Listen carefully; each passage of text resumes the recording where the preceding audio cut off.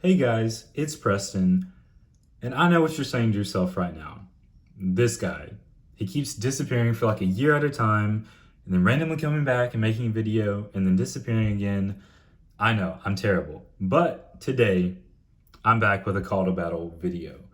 So the other day, I was looking through a few of my things, and I came across some cards. And it occurred to me while going through these cards that these are 18 brand new Call to Battle cards from the first expansion that you guys haven't seen yet. I ordered them a while back when I ordered the Dreamscape cards. I made an opening for that, and I just never opened these on camera and showed you guys. And I found myself recently having a lot of time to think.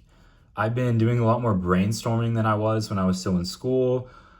Just being able to think a lot more, and I've been coming up with a lot of great ideas for Call to Battle that they've really gotten me inspired to keep on making this first expansion.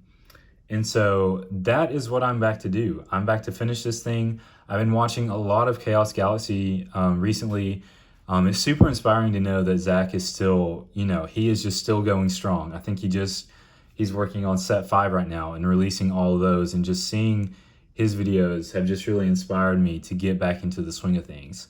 And so I'm just going to go ahead and give these a little bit of a shuffle because I'm really excited for you guys to see these. And I'll just go ahead and start it and then talk a little bit after. So the first one we have is Gordoc. And down here, all these are going to say E1, which stands for Expansion 1. This is a dark type card. He has a unique ability. For the crown, if there's a friendly Kinggord adjacent to this creature, each time it's healed, you heal the same amount of damage from Kinggord.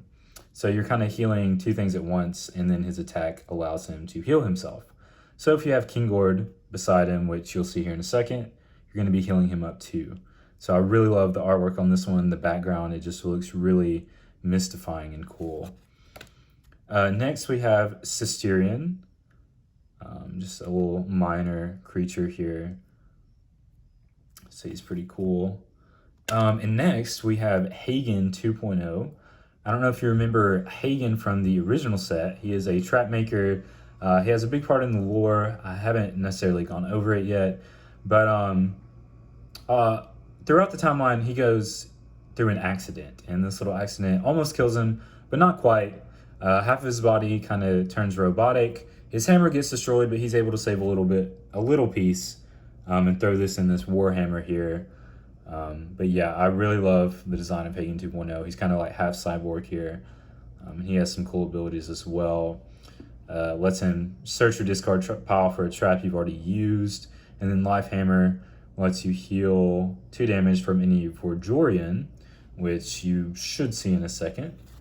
But here's Kinggord. This is the one that Gordoc allows you to heal. He has the ability Regrow.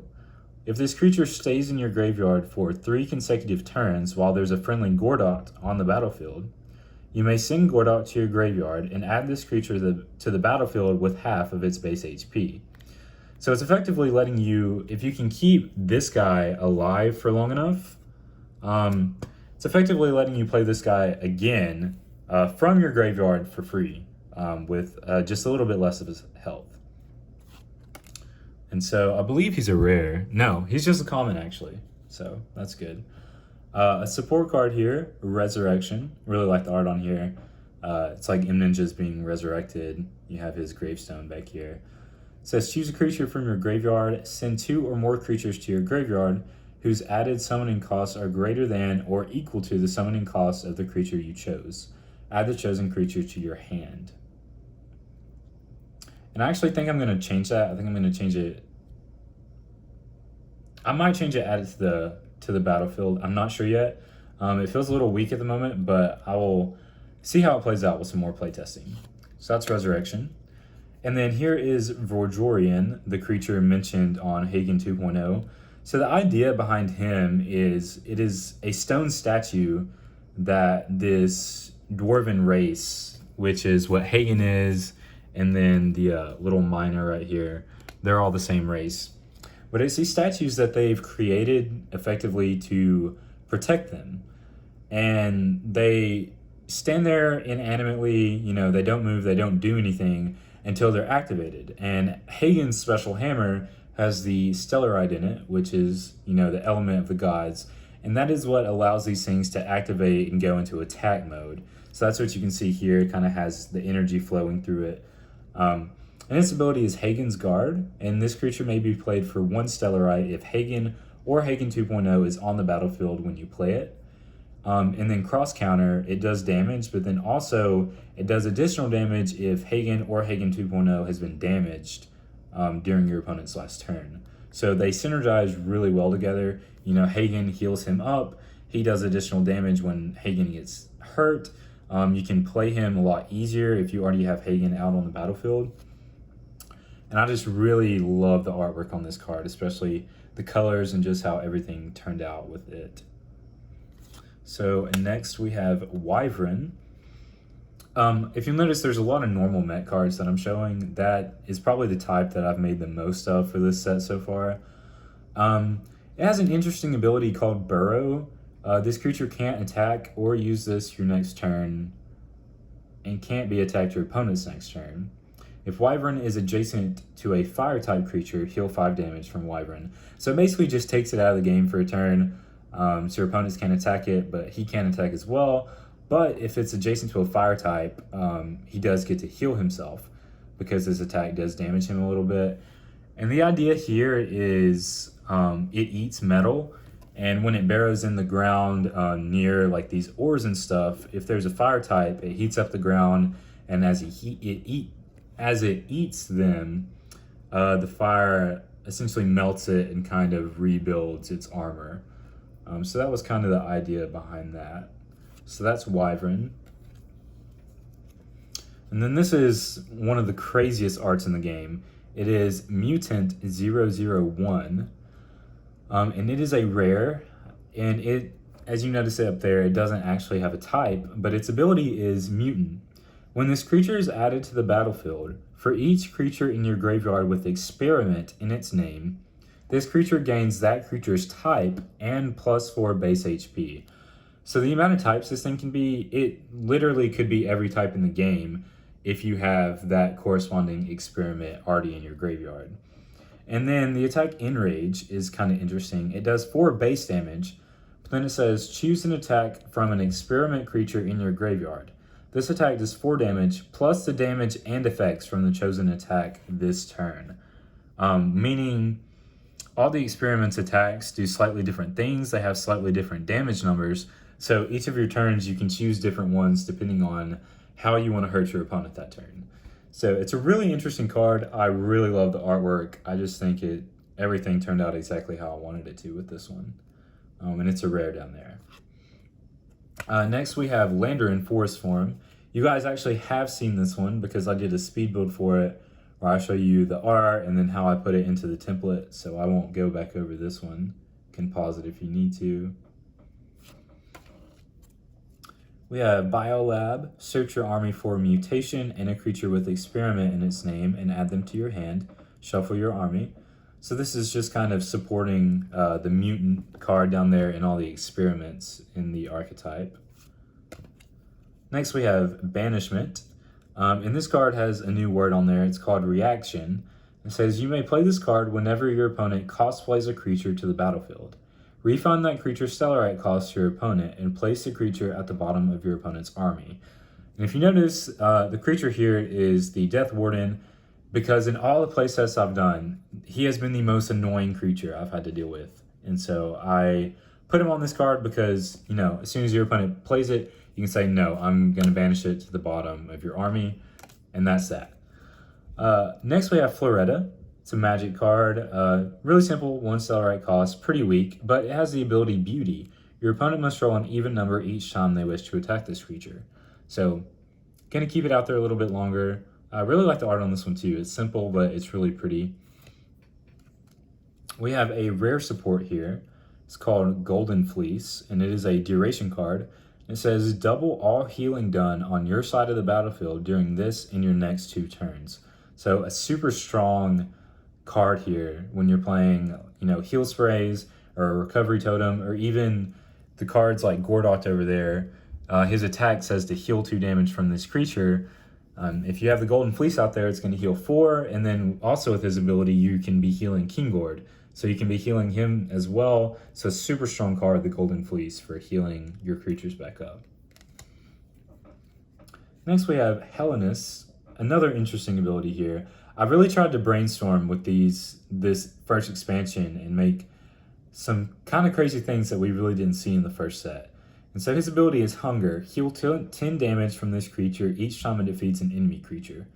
And then Shadow Bite, it gains +2 base damage each time Hunger is activated. So with Hellenists, what you're going to want to do is let him deal the final blow once you get all the enemy creatures weak. So you can use your tougher guys, get them weak, let him deal the final blow, heal himself back up, and let himself get stronger. So pretty cool card. I like his artwork as well. We have a cute little guy here, Fink Finn. He has one ability called Find a Friend. You get to search your army for a creature and place it at the top of your army. So nothing too crazy. He doesn't even have an attack, but just a little supportive little guy. Next we have Accreator. This is actually a card that I submitted for one of the Chaos Galaxy Design a Card contests. Unfortunately didn't win, but that doesn't mean I can't use him in this game.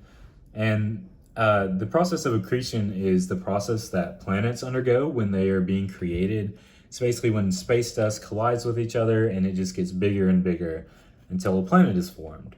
And so he has an ability called Accretion. Add an action slot to your side of the battlefield on the row behind your base action slots. You can create up to a max of 4 of those. And then his attack, Meteor Shatter, it does 2 base damage, but then you remove one of your created action slots and then do 2 damage to each enemy proximity creature. And I think I'm going to buff this. I think I'm going to make this increased damage a lot bigger number, because right now it just seems kind of weak to have to use this first and then use this. But it's definitely an interesting ability because you're manipulating the battlefield. You're adding action slots that you just weren't able to do in the base set. So definitely an interesting ability, and it's going to be really fun to see how it plays out. Coming up on our final cards here, we have Boneyard Swiss. His ability is Restoration. When this creature is defeated by anything other than an enemy attack, you choose a creature from your graveyard with the same Cellarite cost and add it to your hand. And then Offering, send this creature to your graveyard. So you can play him and then get something into your hand that you've already killed that you think might be a little bit more useful. Then our last card here is another rare support card. It's called Cursed Talisman. And it says shuffle this card into your opponent's army face up. When your opponent draws this card, they must kill the creature on their side of the battlefield with the highest remaining base HP. Place this card in your own discard pile after it's been used. And the idea here is that you play it, your opponent shuffles it into your army, into their army, and from there it's kind of like a ticking time bomb.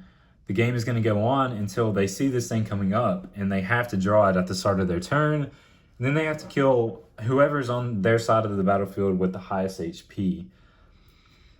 And I specifically put on there to shuffle it face up just so that they would be able to see it coming a little bit and try to prepare. But also you, as you're attacking these creatures, obviously can try to leave one alive longer so that they'll have to kill it. And another reason is because if you had to shuffle it face down, it would be hard to distinguish between the one you shuffled in and if they had one that was already in their deck. There'd really be no way to distinguish between them. So I think shuffling it in face up kind of balances it out. But I love the artwork on this, and I think it's a really interesting card and has a really cool effect. But those are the 18 new cards that I had to show. Like I said, I have just been brainstorming ideas left and right. I've been doing new artworks, and I'm just super excited to finish this first expansion. And so I hope to have a new video out for you very soon. And also as well, what I want to start doing is I would like to build a software that allows you to play Call to Battle online against someone else.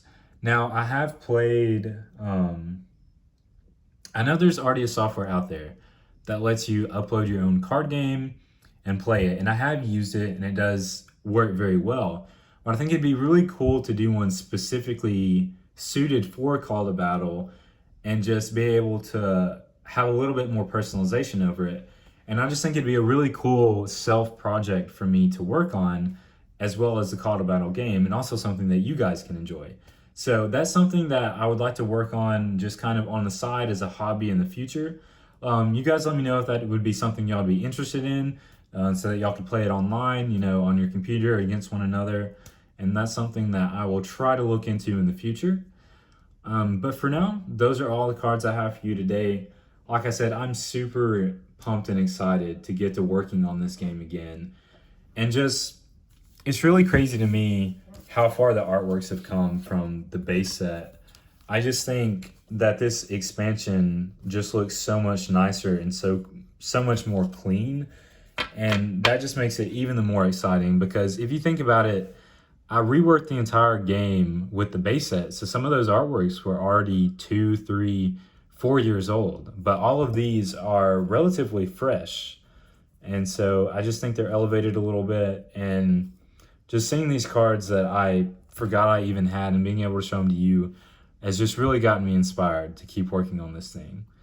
But that's it for the video. I really hope you guys enjoyed it, and I'm really going to try to be a lot more active than I have been recently, interacting with you guys, watching other videos, working on the game itself, and I'm just super excited, like I said. So if you guys enjoyed the video, give it a like. If you're not already, subscribe. Comment telling me what your favorite card that you saw today was. Mine was probably the Mutant or the Rogerian. I just really like these two cards, some of my favorite artworks. But comment down below which one was your favorite. Yeah, you do you, and I'll see you guys next time.